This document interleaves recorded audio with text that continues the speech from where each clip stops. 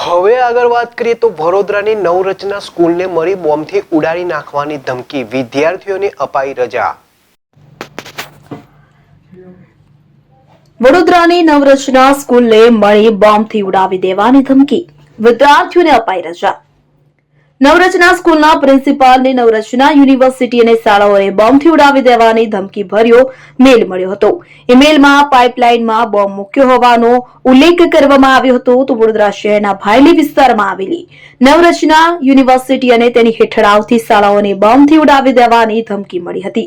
સ્કૂલના પ્રિન્સિપાલને નવરચના સ્કૂલને બોમ્બથી ઉડાવી દેવાની ધમકીનો ઈમેલ મોકલવામાં આવ્યો હતો કે જેની જાણકારી પોલીસને કરાતા બીડીએસની ટીમની સ્કૂલ યુનિવર્સિટીમાં સઘન તપાસ ચાલી રહી છે। સ્કૂલ યુનિવર્સિટીમાં બોમ્બ સ્ક્વોડને ચેકિંગ હાથ ધર્યું છે।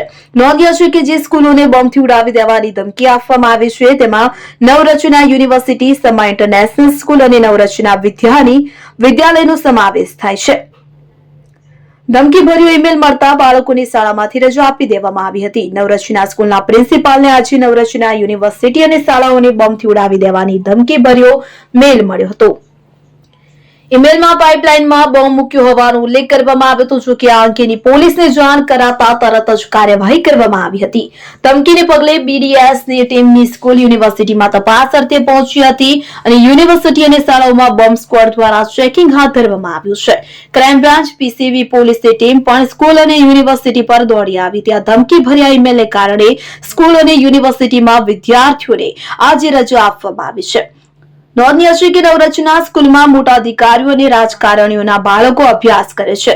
બોમ્બની ધમકી આપનાર કોણ છે તે દિશામાં પોલીસે હાલ તપાસ શરૂ કરી છે। ગઈકાલે જ મુંબઈના જોગેશ્વરી અને ઓશિવારા વિસ્તારમાં આવેલી બે શાળામાં બોમ્બ હોવાનો ધમકી ભર્યો મેલ મળ્યો હતો। ઘટનાની માહિતી મળતા પોલીસ શાળામાં દોડતી થઈ હતી।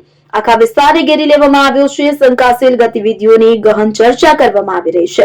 મુંબઈના જોગેશ્વરી અને ઓશિવારા વિસ્તારની એક શાળામાં બોમ્બથી ઉડાવી દેવાની ધમકી આપતો ઈમેલ મળ્યો હતો, જેના કારણે હંગામો મચી ગયો હતો। ધમકી મળ્યા બાદ મુંબઈ પોલીસ અને બોમ્બ સ્ક્વોડની ટીમ શાળા પરિસરમાં પહોંચી અને તપાસ શરૂ કરી। ઈમેલમાં અફઝલ ગેંગ દ્વારા બોમ્બ મૂક્યો હોવાનો દાવો કરવામાં આવ્યો હતો।